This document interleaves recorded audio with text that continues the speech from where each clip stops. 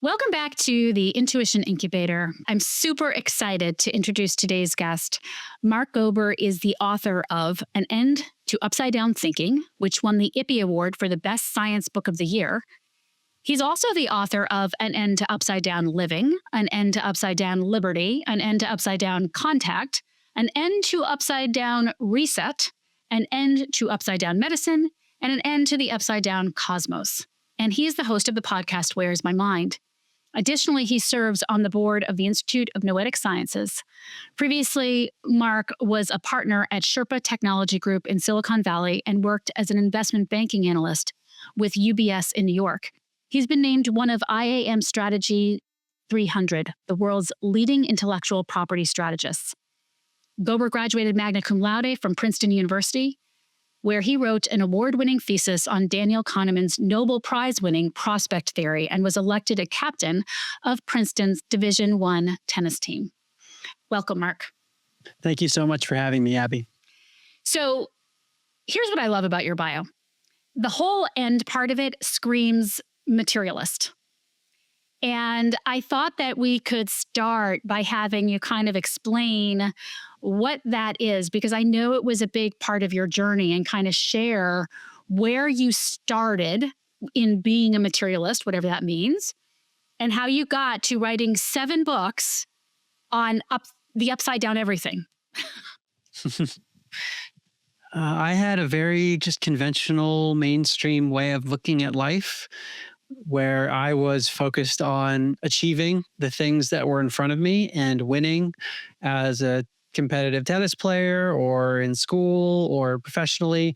I was sort of on a treadmill, constantly sprinting, but not really feeling like I was getting anywhere. And while I was striving, I didn't have a sense of meaning or purpose in life. And I actually did have a general metaphysics, which I thought was coming from science, which is that we live in a random and meaningless universe.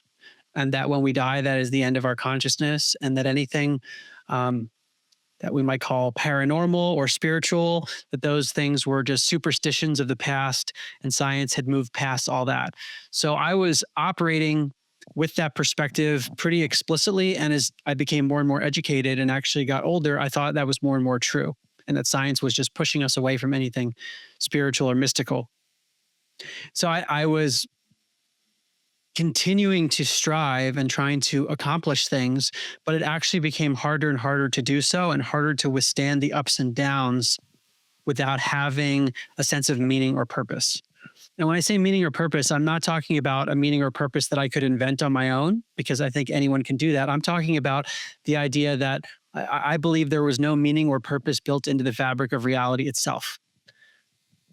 So that leads to a lot of nihilism. And like you said, materialism is basically what I was living under, the idea that everything in reality is fundamentally made of physical stuff, which we call matter. And after billions of years, after a big bang, you have particles colliding with one another, and you end up with self-replicating molecules, which lead to organisms like human beings who develop brains, and then they become conscious because their brain is there. And when the brain dies, that's the end of your consciousness. That's the chain of events that science really teaches us. And I was living under the implications of that. Things for me really started to shift while I was working in Silicon Valley in 2016. And I started listening to podcasts that challenged that materialistic, nihilistic view of life. And the challenges were coming from science itself. And that's what was so shocking to me, that yes, there were many people who claimed to have extraordinary experiences, and that was interesting. But then I found scientific studies, peer-reviewed papers, and many, many books written by credible, credentialed people who were challenging the worldview that I thought was so solid. And most of the people in my network and family, they were operating under this other worldview.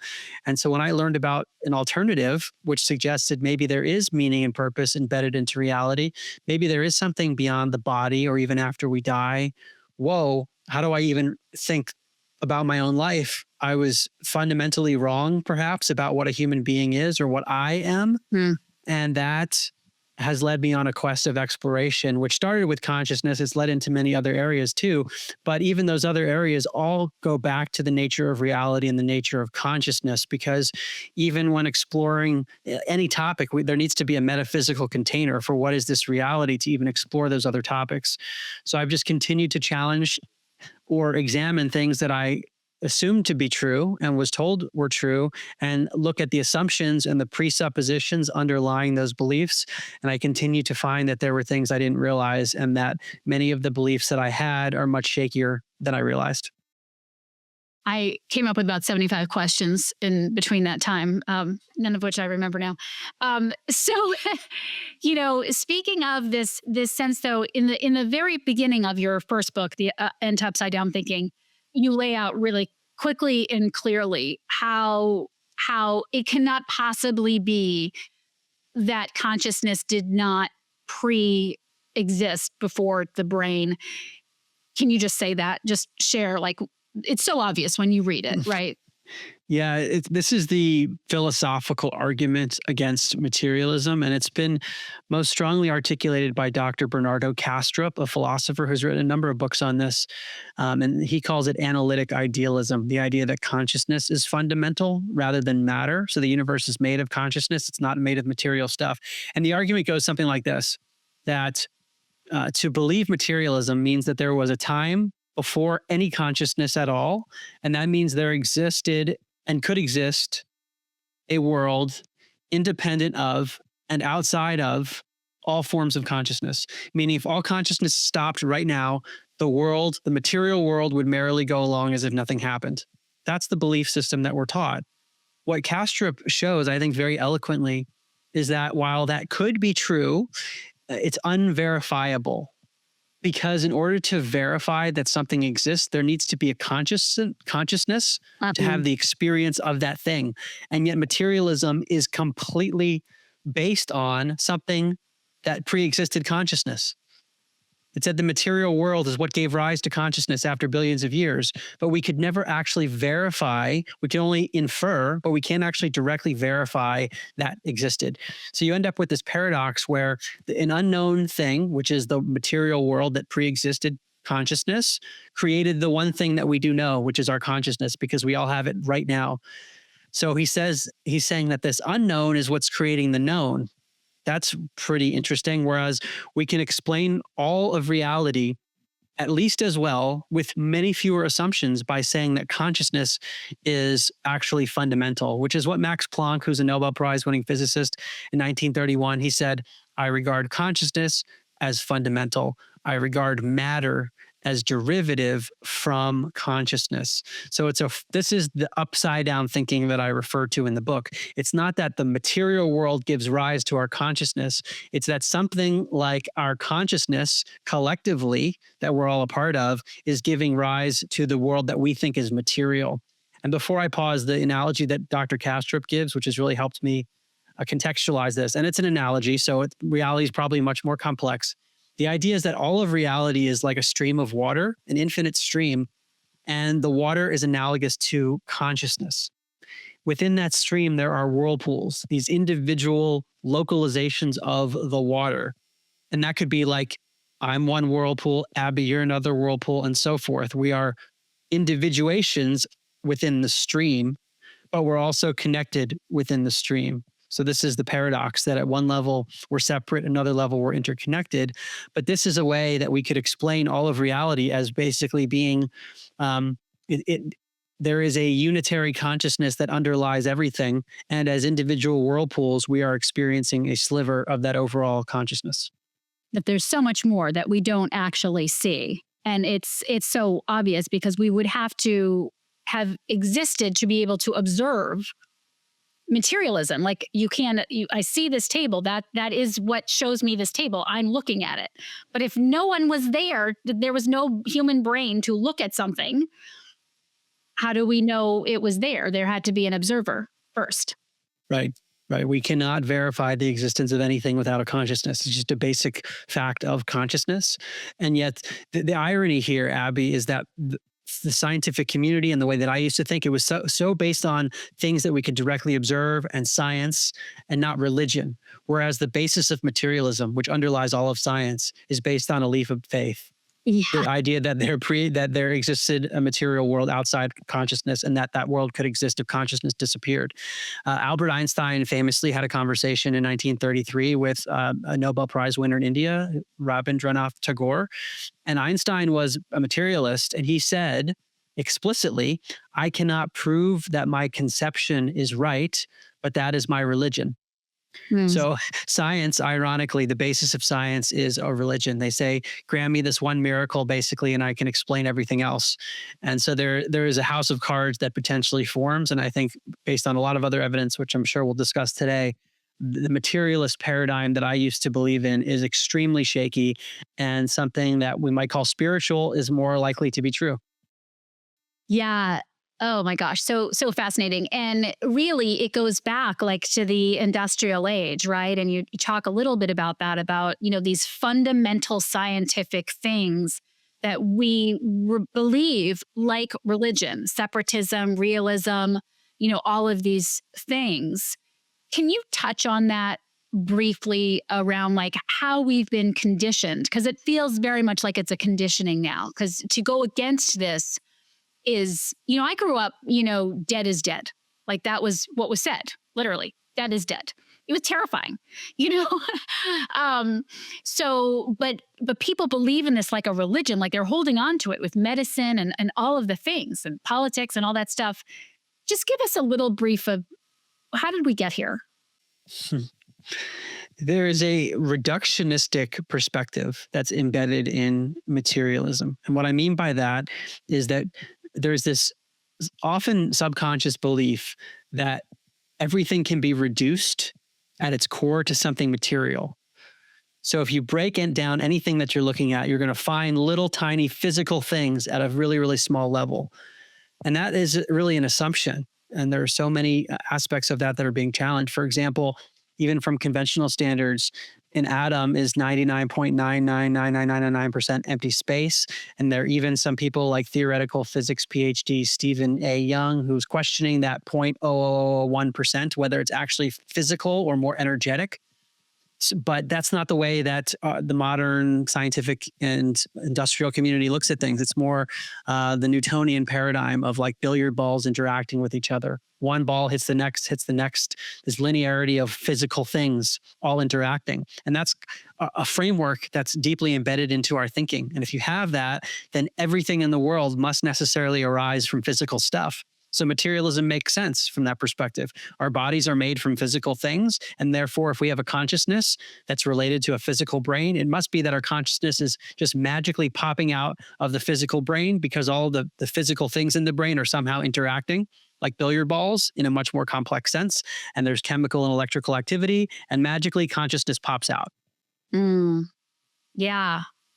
And what's interesting is that you came to this whole thing, which I think really so many people come to when they have these things that happen in their lives. It's this sense of like, there's no meaning to my life. I'm getting up, I'm going to work, I'm doing the things, I'm doing everything I'm taught to do. You went to Princeton, you did all the things, and there's an experience of emptiness inside you. There's an experience of like, what is it all for?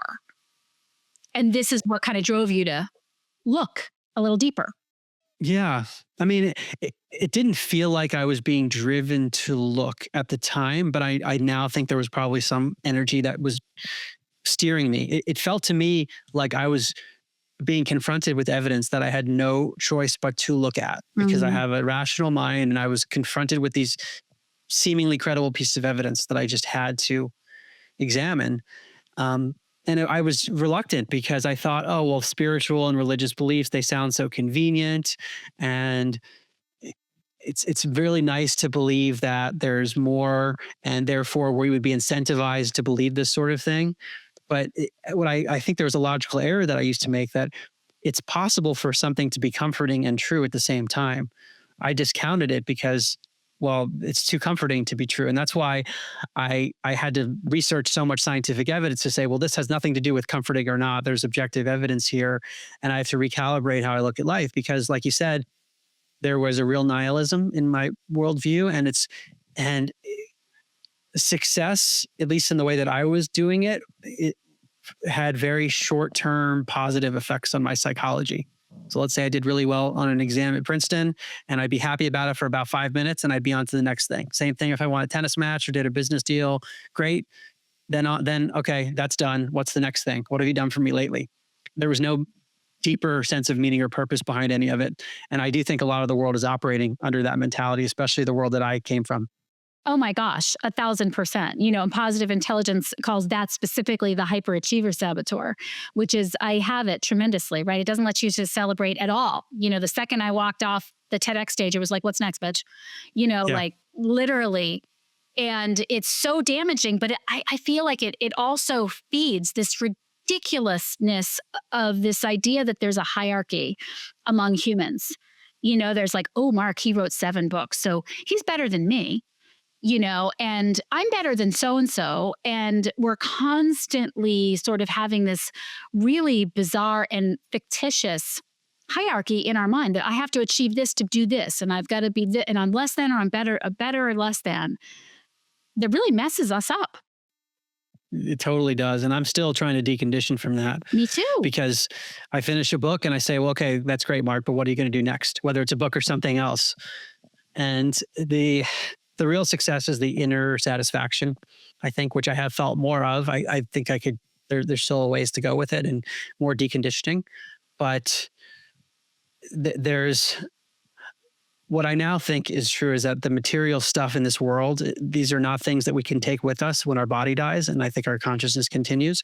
But what seems to we bring with us is our experience and the things that we have grown from, which are intangible. So I do try to focus more on those intangible growths, which might result from what I would have considered mundane activities. It could be an interaction with someone, so that's just seemed really basic, where I grew and the other person grew, and maybe that was way more significant than a book I wrote, for example. So I tried to look at everything as potentially significant rather than just what I used to be conditioned to believe is significant.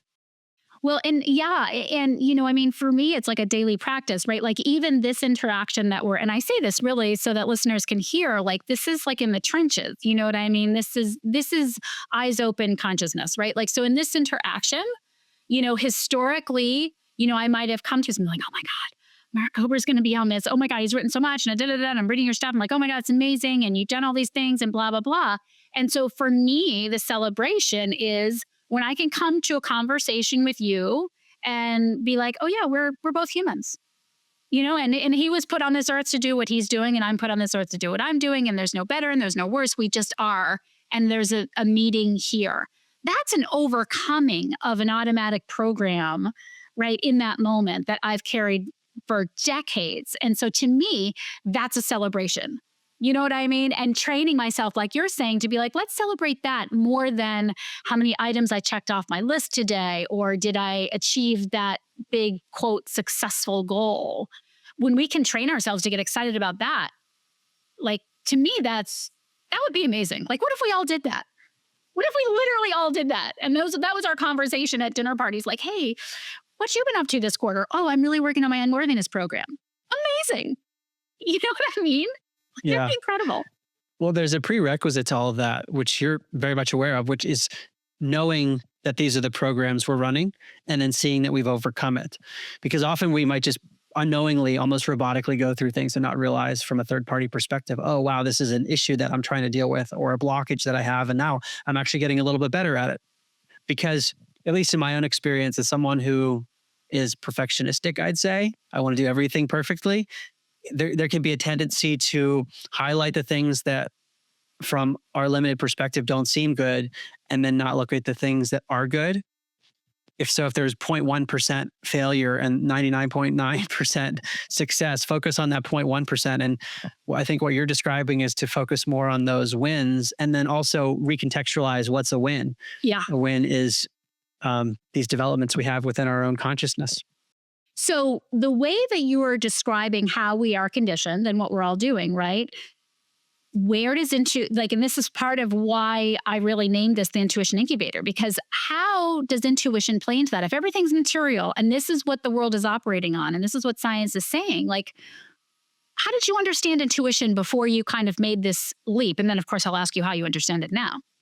Yeah, I don't even think I considered it very much. I'm remembering now, I took a course in college. I majored in psychology, but I focused on judgment and decision making, which leads into behavioral economics. So it's like, how do people make decisions and what strategies are they unconsciously using in their decisions?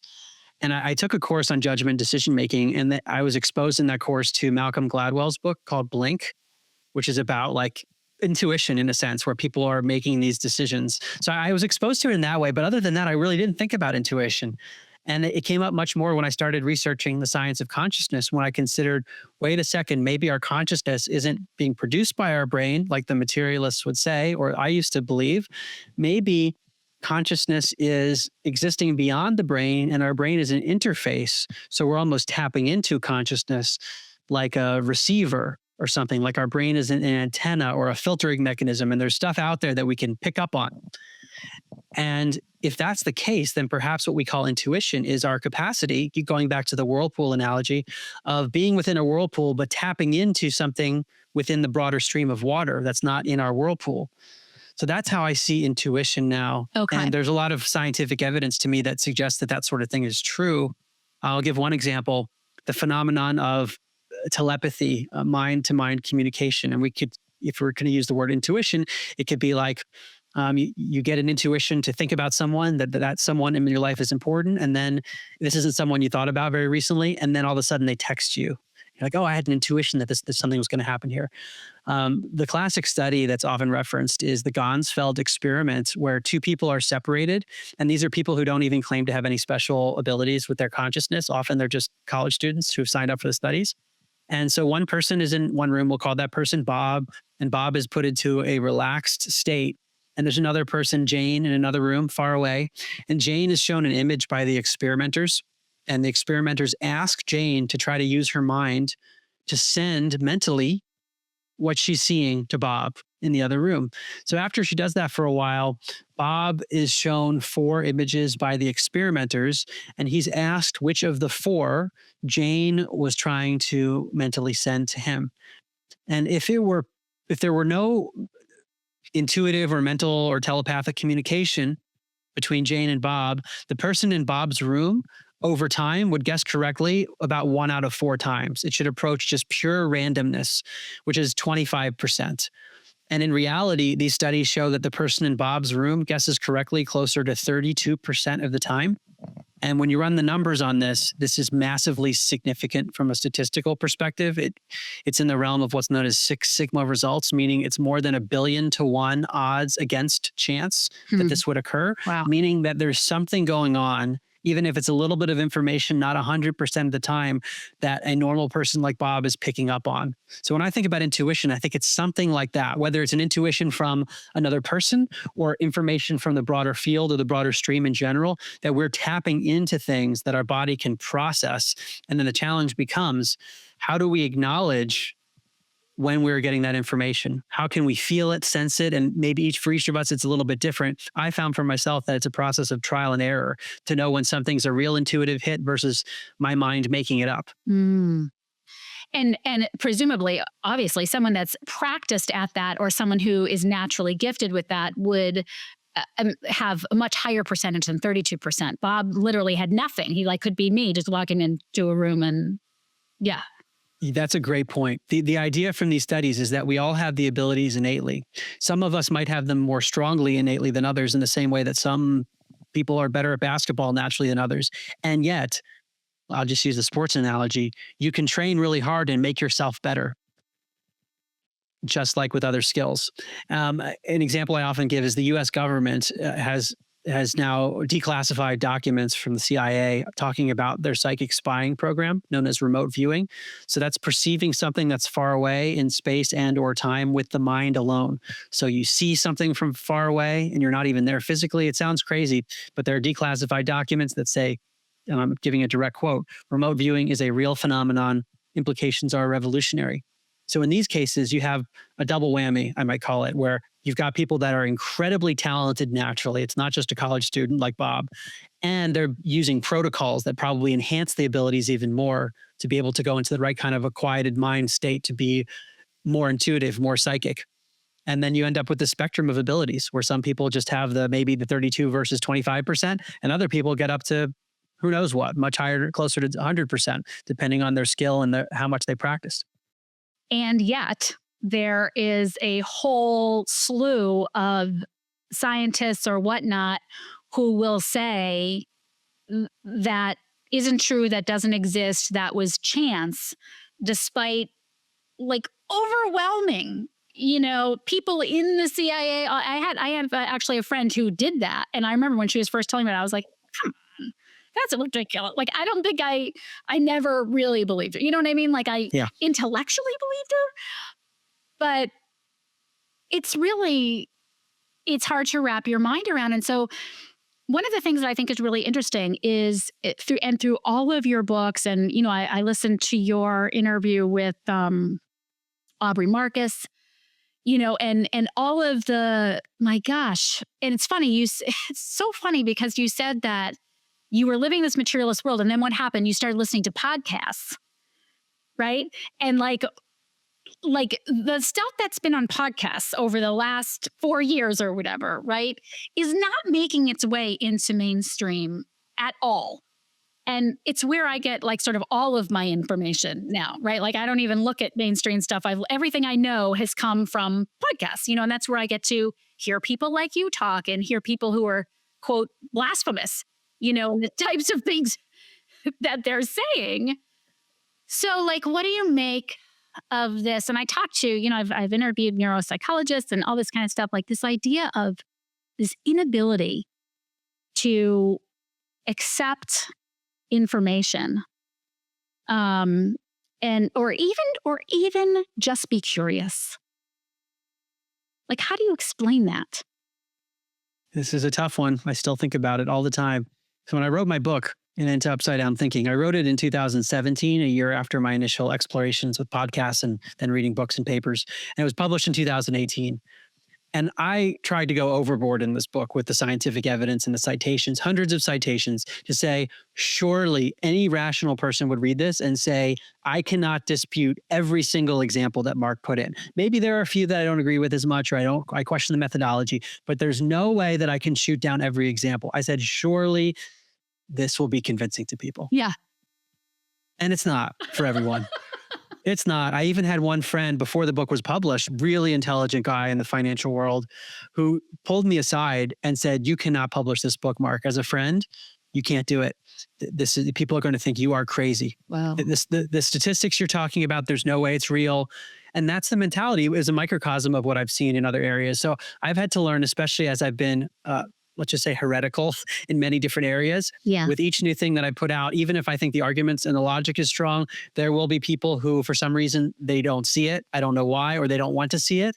Yeah. And I'll actually give another anecdote. A different friend of mine, also really, really intelligent. When I was writing my first book, I told him about some of the evidence I was confronted with. And he's probably more materialistic like I used to be, although I don't know if he's shifted since I've talked to him over the years. But his view was, Mark, I think you might be right about this, but my life is pretty good the way it is, and I don't want to rock the boat, so I'm not going to go down this path. Oh, yeah. Yeah. What a beautiful example of like the two. Yeah. And listen, I can appreciate that. I really can. I couldn't before. Actually, the first time I was able to appreciate that is I went on a 10-day Vipassana silent retreat. And as like obsessed as I am with evolution and evolving myself and self-growth, I literally hit a point in that. And I was like, if this is what I have to do to evolve, I'm good. Like, I literally said that to myself in my head because I couldn't talk out loud. I wasn't allowed to. I was like, this is my limit. Like, it's okay. I understand why people don't want to know anymore. Gosh, that's so interesting. And when you talk in an upside down medicine, in that book, and I'm listening as you're talking, I'm thinking about, like, for example, obviously such a clear example of this, which is not going to be remotely popular. I hesitate to even say it, but is of course the evidence that you don't even need to read in a book. You can see very clearly that if you can have the vaccine and still get COVID, it didn't work. And if you can have the vaccine and give me COVID, it didn't work. And yet, we're still not only believing that it's a real thing, but we're giving it to children. Like, that's aside from the side effects. You don't even have to read the science. You don't have to listen to the podcasts. You could literally just look with your own eyes. And I mean, I've lost friendships over this. How do you explain that? There's an unwillingness, aside from all the science, to even ask questions. That's what I find, that people can become offended or say that you are dangerous by asking a question. And that to me is quite scary. I think it's indicative of some kind of mind control. That's the only thing that I can come up with. Whether it happens organically through the education system where we are trained, these are the authorities that we are supposed to respect. And if they're not telling you it's true, then don't listen to it, which is what a lot of people seem to believe. And I find this even more true the more highly educated someone is. And those who haven't had as much traditional education don't buy into it. They're much more willing to ask questions. And then I do wonder if there's something and now we're getting into some deeper territories. There was a government program called MK Ultra. And we know that the government has focused on the mind in general with remote viewing and these sorts of things, but also being able to control the mind through various techniques, whether it's psychedelics or sensory deprivation. The point is that a lot of research has been done on being able to manipulate the mind. And this happens in a more benign way with marketing, for example. How do you manipulate your audience to get them to buy products? So I think there might be elements of this embedded in education, in the media, in the way that we take in information, whereby there's a rigidity that forms in the mind where cognitive dissonance is too strong. You're confronted with something that might challenge a core belief about medicine or about the nature of reality, and you shut down and it becomes like a threat to whatever has been built into the psyche. And so we're learning, to me, about the psyche in a sense more than anything else, because what you just described is extremely benign. You observe something very basic that everyone would agree is true, but the implications of what you're saying, if you really take it further and further, it upsets people and they shut down. Yeah, right. Exactly. They each particular point you would have to agree with. Yes. But the overall implication, no, I can't do that. Yeah. And it's so fascinating. And what you were saying, too, is that the other thing I think is one of the things that I think people get stepped up by is like this idea, like it's very easily thrown into like, well, this is a conspiracy theory type of a thing. And so then we can kind of brush that aside completely. And I think one of the important points that at least I've heard you talk about, and I agree with, is that, when things are developed, it's with a good heart. You know what I mean? It's with an idea of like everything that we have. I mean, for the most part, everything that we have been habituated into. And I really enjoyed your discussion with Aubrey about this. It's the idea, it was good. It's to protect people. It's all of these things. It's what happens after that, right? Yeah, it's the weaponization of compassion. Often that there is a positive intent. We're doing this to protect you, whether it's the authorities or a friend, that I have a good intent. And what can be very painful is for someone who values compassion so much to have to realize that the thing he or she was endorsing was actually the opposite of compassionate, or the person was being compassionate in this way, but actually excluding others by doing that, which is not compassionate. So the cognitive dissonance starts to enter this extreme psychological discomfort where people want to see themselves a certain way, but then they can't. So it's better to just shut it down. Yeah. Yeah. I mean, I love that term because it's so true, right? It's like, and then it's like, well, this is the right thing to do. And it just gets taken to an extent where they're no longer, or we, I should say, because we all, we're all same, right? We get to a place where we can no longer see where that extreme is actually exclusionary or problematic.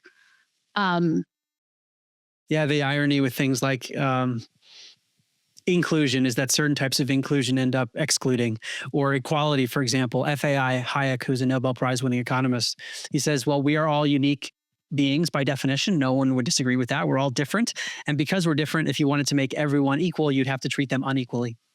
So the person who's preaching equality is actually preaching inequality at the same time, and it becomes hypocritical. Right. Right. I was speaking with a neuropsychologist who was like ousted out of his college, and it was they had renamed the department like DEI, Mm-hmm. Yeah. And then they went and hired 9 white women. And he's like,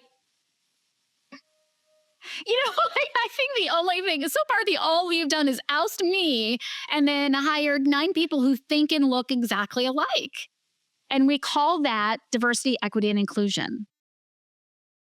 Yeah, it's incredible. It's incredible because the lens that is chosen is the one that only sees the diversity, the equity, and inclusion, and it doesn't see where it's not being those things. And it's one of the great hypocrisies that has been pretty mind-blowing for me, and I think others to witness too. The inability to see the hypocrisy even when the hypocrisy is presented. And this gets to a deeper issue with paradigm shifts in general, whether it's cultural issues, but it's scientific too, where it's like there's a perspective that someone goes in with that this is the correct model, and any observations that challenge that model are discarded. Like the telepathy experiment that I mentioned, there are many scientists, like you said, that it's heretical to talk about that because it's an anomaly. It doesn't fit the materialist paradigm. They're coming in with the materialist model, and if you show them that something that doesn't fit it, they want to throw it away. And they can actually get angry and say that you are a conspiracy theorist for presenting these things. And this term conspiracy theorist has been so distorted. It basically now means anyone who is even questioning the mainstream narrative that comes from the quote unquote authorities. If you ask a question about it, then you are a conspiracy theorist. And really what most quote unquote conspiracy theorists are people who are asking questions, which is the scientific approach. So it's very confusing if you break it down. Yeah, right. And so the idea of, this is sort of where consciousness really comes in,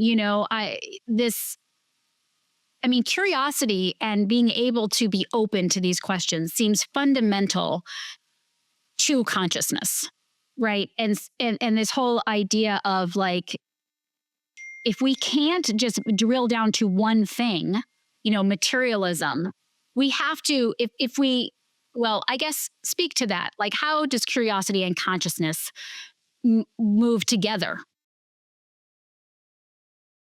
The mainstream paradigm of consciousness says that consciousness comes from the brain because the brain is highly correlated with consciousness. So that means that if, let's say you get in a car accident and we can see that there's a part of the brain that's been damaged and that brain is associated with vision and the person has a change in eyesight, we can say, look, your consciousness changed in this way. This part of the brain changed. Therefore, the brain is what's creating consciousness. But the curiosity that you're referring to, I think, is in getting to models of causality, which is distinct from models of correlation. Correlation is the brain's related to consciousness. We all know that. There's a term called neural correlates of consciousness. There are many of them. But is it true that because the brain's related to consciousness, that the brain creates it? Are there other ways to explain the observations? Well, what if the brain's an interface? Like I was using the antenna analogy, which I heard from Dr. Gary Schwartz, Dr. Larry Dossey. Initially, this blew my mind. They would talk about a television set, and you're watching a TV show, and there's a signal that your TV show is picking up through an antenna. Let's say you take a hammer and smash the antenna. The signal hasn't been damaged, but the television show that you're watching, all of a sudden the screen is completely scratchy because the apparatus that was interfacing with the signal has been damaged, but the signal itself hasn't been. So if we use that analogy with the brain, maybe the brain's damaged, but the signal, the consciousness that the brain is picking up, that's still intact. The point I'm making is that it's possible that the brain is correlated with consciousness because the brain creates it. That's one hypothetical possibility, but it's not the only one. This is the curiosity to say, well, what else could explain it? Well, maybe the brain's an interface. And it's a logical fallacy that I've been talking about more and more, especially in my medicine and cosmology books, but it applies directly here to consciousness too. The technical way of looking at it, affirming the consequent, is if P then Q, Q, therefore P. So what do I mean by that? If it rains, then the grass outside will be wet. The grass outside is wet. That's what I observed. Therefore, it rained. That second statement is very problematic. It lacks curiosity. We could sit here for hours and come up with a million ways that the grass was wet that had nothing to do with rain. So the point is that just because a model can explain a phenomenon or an observation doesn't mean it's the correct model. This is a big problem everywhere. Politics, medicine, cosmology, consciousness. We come up with an explanation that would work. Like the brain creates consciousness. That could explain the correlations. But then without the curiosity to ask about other models, well, then we don't look at telepathy. We don't look at remote viewing. We don't look at near-death experiences. That would fit a different model that also makes it work. Yeah. And then this whole thing about, the way we're conditioned tribally and to belong and to be, on a side, then you have to, by definition, kind of oust the people that have a different belief or are curious or whatever. And you choose your answer, and then you align with the people that have that same answer. Yes. You pick the model. You say, well, it rained. That's the model. The grass is wet. It rained. What are you talking about? What do you mean there was dew? No, it rained. That's what it is. So we get locked into one explanation, one model, and then any new evidence that comes up is force fit into the model that we came up with. So it rained last night. That's why the grass is wet. And because it rained, any new observations were just going to fit into the fact that it rained last night. Because by definition, it did, rather than being open-minded and say, these new observations came in. Maybe it didn't rain. Maybe it was something else. That's where we get stuck into paradigms that become entrenched over time. Because the model that it rained, that gets into academia and people are getting PhDs on how it rained last night. And then what do you mean it didn't rain last night after they spent their whole careers on that? And that's what the media talks about. And that's what people learn in school. And you could see how things become entrenched. So what I've been trying to do as a general just approach, which I hope is scientific, I think it is to say, if we're told something is true, especially a model of reality in any field, what are the assumptions and presuppositions that go into the beliefs that we're told? And where do they come from? So in science, medicine or otherwise, show me the foundational studies of these things. Yeah. What did they actually say? How are they conducted? Did they follow the scientific method? And what happened from then on? And what I find often is that many people don't even know the foundational studies. They just believe it because someone told them and someone else told them and they learned it in grad school and they never questioned the foundations. They assume it was done correctly. So you end up with houses of cards everywhere where there are these belief systems that have very shaky foundations that I think now they're coming to light that people are challenging them more. Well, and it's interesting because I think, so many of us are succumb to that because I'm not you are this just major researcher, kind of, for lack of a better word, geeky, get into the details research, I am not. I am big picture. So I am the kind of person who is definitely going to be more likely to, I trust that person. They said this. So I'm going to believe it. Right. And so it's kind of turned my world a little bit upside down over the last decade or so, because I don't want to read every page. I don't want to, I don't even want to read every one of your 7 books, Mark. I understand. And you dumb it down. You make it really easy for me, but I want to do the broad strokes. I'd rather just have a conversation with you and you tell me the things, you know what I mean? So I get what you're saying. Yeah. So where I've come out on this is I'm realizing so many of our beliefs are based on inference, but we're not told it's inference. Yeah. So let me just give 2 examples without even having to go into details of the controversy in these areas. But one is the field of virology. It's a very specific claim of a replication competent intracellular parasite that gets inside of our host cells and causes disease and then goes to another person via contagion. Very basic belief system.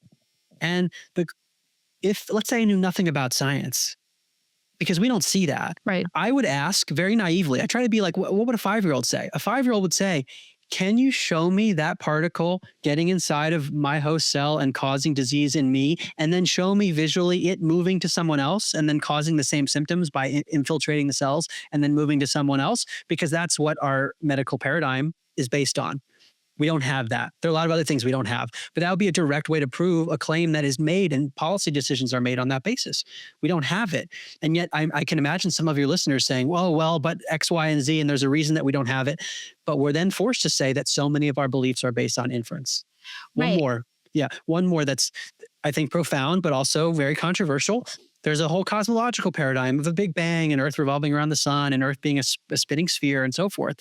The best way to demonstrate what Earth is would to be to have footage from space of Earth as the spinning sphere doing a full rotation that's continuous raw footage. It would end all debates about cosmology.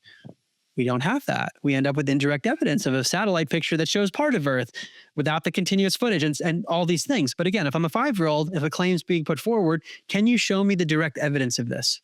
And that's where I find myself asking with everything. And what I'm finding is we end up with people saying, well, they're these experts, they know what's going on, they know what's better, and they're looking under a microscope and so forth. And the problem is we then rely on them to assume that they're following the scientific method properly. Are they? And we're not even allowed to ask questions. So we end up then offloading our authority and even offloading our belief in our ability to trust our own senses and look at common sense. Yes.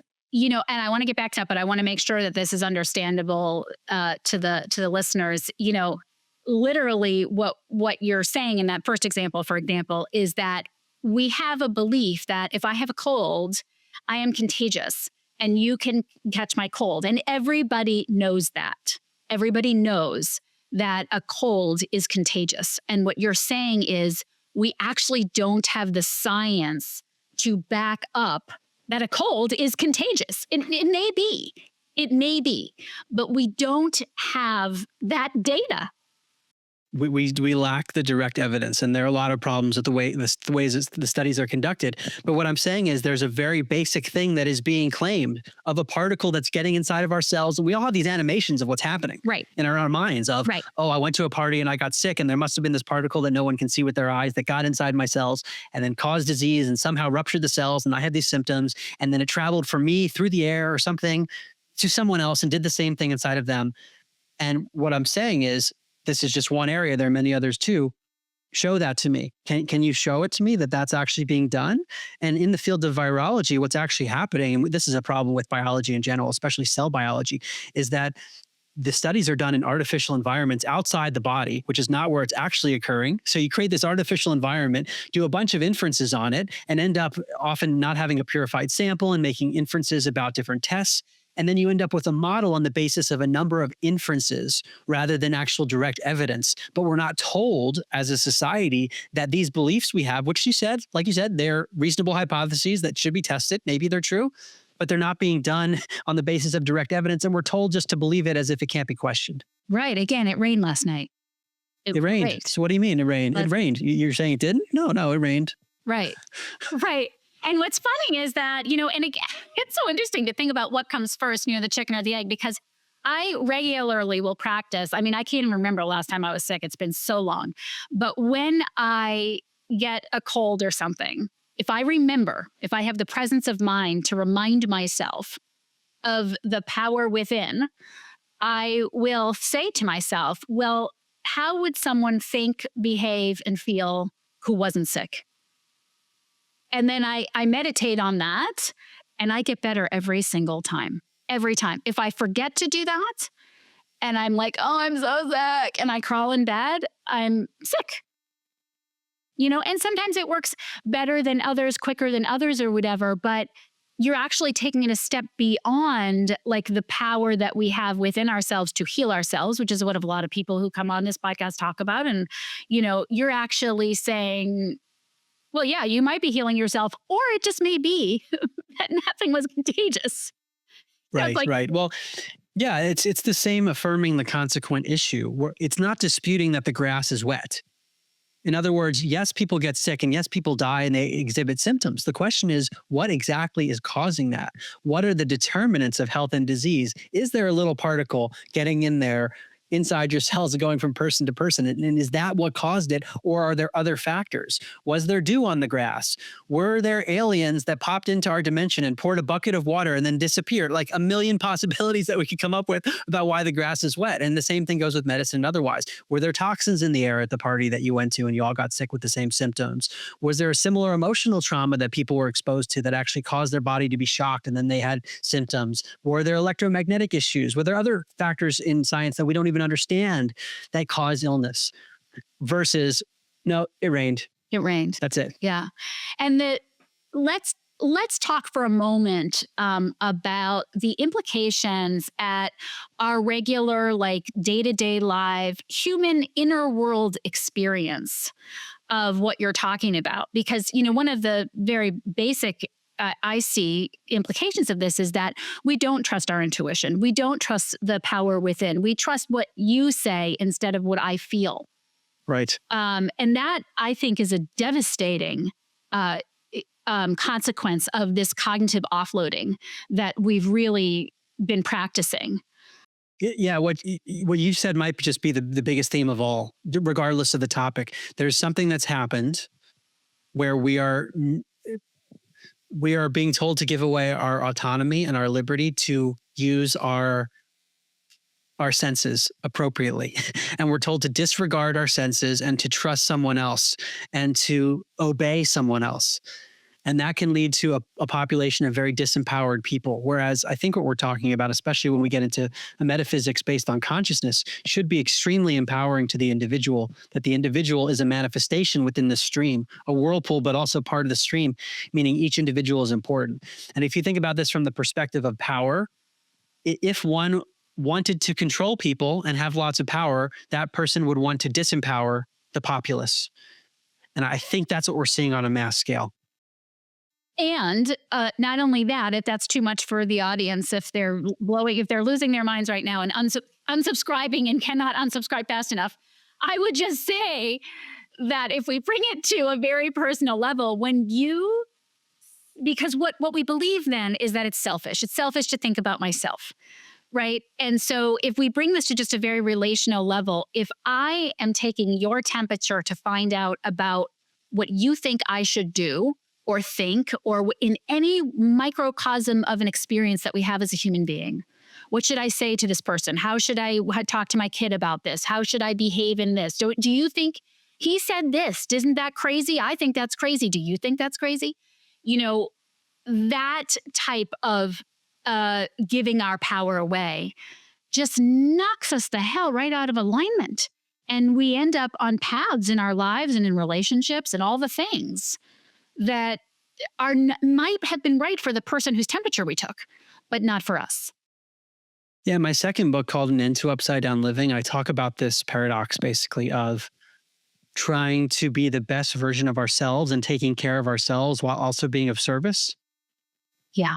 And it relates to the paradox of the whirlpools in the stream, because on one level you are a whirlpool, on another level you are the stream. Like you could say that both are your identity, but to ignore either is problematic. And sometimes, especially in collectivistic mindsets, there can be a tendency to say, all that matters is the greater good, however we even define that. And if an individual needs to suffer, that's okay because it's best for the collective. Right. And that ignores the individual. But then the selfish individual who only cares about him or herself and forgets everyone else, that's a problem too. So there's this fine line, a balance of working on yourself so that you could be of service. That's how I tend to look at it. Yeah. But that does mean, like you say, it means having to take care of yourself and set appropriate boundaries too. Because if the whirlpool's having a problem, that affects the whole stream. So it's not selfish in that sense because you're affecting the whole stream by not being true to yourself. Right. And if being true to to me, at the fundamental level, if we're really being true to ourselves, our essence, we all want to be of service. Like I think that's probably why you wrote these books. At a fundamental level, you want to be of service. This is why I started this. Now, does the ego get involved? I think that's a lot of what you're talking about. Like all of these things are where the personality come in and get in the way of everything. The different personality parts and the ego, so different from that essence, consciousness, intuition, outer experience, whatever it is, that force that's inside of us, right? Yes. And from a materialistic perspective, this conversation doesn't even make sense. That's an important caveat because a lot of people like myself used to operate from a materialistic perspective. And the notion of altruism or being the whirlpool within the stream, that's just nonsense. So it does, I think, a prerequisite to this is realizing the broader metaphysics, or at least having an approximate version for what it is. But and then we can get to rationalize both. Wouldn't you think that everybody would agree, though, that they do want what's good? They want to be of service. They want to be, that's generally what they're aiming to be. I think that is innate, but they might not realize where it comes from. Yeah, right. They think it's coming from, oh, I go to heaven if I do these things, or these things that we've learned, instead of it's innate, it's in you. Right. Or it's just part of the process of evolution over billions of years that I feel this way. There's no spiritual consequence to it. Right. Yeah, yeah, yeah. Oh my gosh. My head is exploding. I'd love to ask you, what what is it that you really want people to know more than anything? Like, what is it that you just is just your biggest burning desire for listeners to walk away from this conversation with? Well, the irony, it's a great question, is that when I write these books and then I speak afterwards, but the process for me is I have a paradigm shift myself of something that is literally changing how I look at life and ultimately becomes liberating in some sense, regardless of the topic. Even scientific topics, I found them to be liberating. And then I get this pull to share it with people. And for me, it's through writing and then speaking.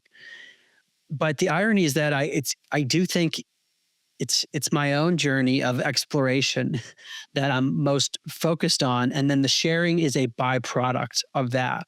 And maybe that's what I would want to share with your audience more than anything, is that finding what those things are that light us up, starting with that. And then you might end up being of service as a byproduct of that. But really, it started with the passion of the thing that you're interested in. So beyond that, I wouldn't say that I want the audience to come away with anything, because I don't know what's best for them. I do hope that some of the logic that we talked about in terms of scientific method and evidence, that might help people think about claims that are made to them. But the deeper issue is this notion of finding the inner passion and then doing whatever makes sense as a result of that. I think what I hear you saying, and first of all, it reminds me of one of my all-time favorite quotes, Howard Thurman, who said, "Don't ask what the world needs, ask what makes you come alive, because what the world needs is more people to come alive." That is like, I couldn't agree more. But what I also hear you saying between the lines is I think, and you can tell me if this is wrong, but I think what your wish is that you want people to experience the freedom that you have experienced as a result of some of the things that you've learned. Yeah, I do think that's probably deep within me, is that hope. But also I've learned more and more that I cannot control other people. And it's really not my job to. So I put this stuff out there, and if it has a positive impact, that's great. And if it doesn't resonate, that's fine too. Whereas if you talked to me maybe 7 or 8 years ago or something, I would have been much more gung-ho on, please understand this. I'm telling you, Right. it's so important. I feel way less strongly about it now. I'm sure you've got enough pushback that it's Yeah. like, oh my God, I can't do Yeah. that. I don't have the energy for it. Exactly. Yeah, yeah, yeah. Great. Well, where can people find you or follow you or engage with you, or what's the best ways to do that? And I'll put all this in the show notes. Sure. My website is a good place to start. It's just my name, markgober.com, markgober.com. All my books, there's 7 of them currently. They're on Amazon in hard copy, Kindle, and Audible formats. And I narrate the Audibles myself. Awesome. I also have a podcast series called Where Is My Mind? It was an 8-episode series produced in 2019, but it's still available and still very relevant. It talks about these questions of consciousness and the studies on telepathy and near-death experiences. I interviewed many of the scientists that I wrote about in my first book, and Into Upside Down Thinking. And it was produced with Blue Duck Media. The intent was to try to make it very digestible and bingeable. So it's not super long, just 8 episodes. And I am also on social media, Mark Gober Author, where I post updates on the things I'm interested in. And I have a mailing list on my website if you want to stay in touch. Oh my God, awesome. Okay. Well, thank you so much. I so appreciate our time together, and you and all the work that you're doing. Thank you for being here with us. Thank you so much, Abby.